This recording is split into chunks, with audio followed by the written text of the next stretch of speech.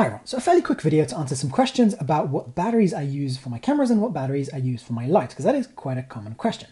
So first of all, when I'm in the studio, I do use a power adapter, so something like this. I use the EX Pro one, which can power up my 5D Mark III or my A7S, and that works really well in the studio because I never, because I'm mostly in front of the camera when I'm in my studio, because I'm making reviews and stuff like that.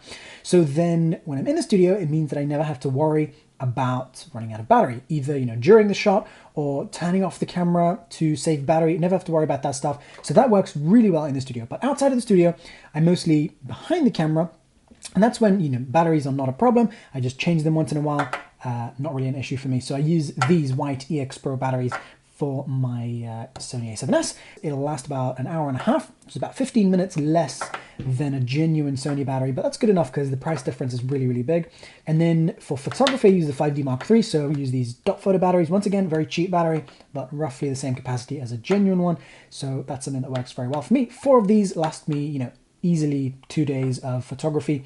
So now for my lighting, I've actually stopped using these larger aperture lights because I found them to be too fragile. Even though they're nice lights, the power connections can break very, very easily. Basically, you touch it and it breaks, and the batteries break all the time as well. So I've had, I'm not even sure how many have broken, but basically every single time one of these batteries drops, whether it's connected to a light or not, the battery will break. And you don't want to be using broken lithium batteries because that could start a fire. As soon as that shorts, you're in risk of fire. And I've gone to using these. The light itself is nearly indestructible. If you haven't seen my video, I'll have a link down below. So these are the smaller ones from Aputure, the 160 and the 198, and so those can run on either this or this. So I can use these for almost anything.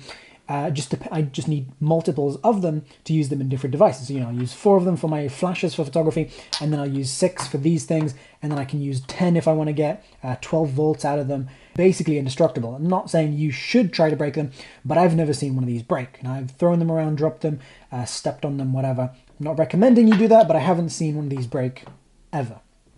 So how does the capacity compare between these and, of course, the price as well? So these things, for the high capacity ones, about 7,000 milliamp hours. These things are lower capacity, about 2,000 milliamp hours each.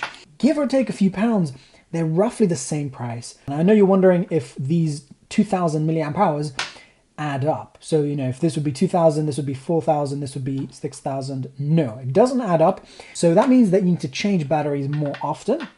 And so I'm using Eneloops most of the time. I use these contours as well, which are basically rebranded Eneloops, as far as I can tell. So thanks for watching. If you have any questions, feel free to ask me in the comments, and I'll see you guys in the next video. Don't forget to subscribe. Bye!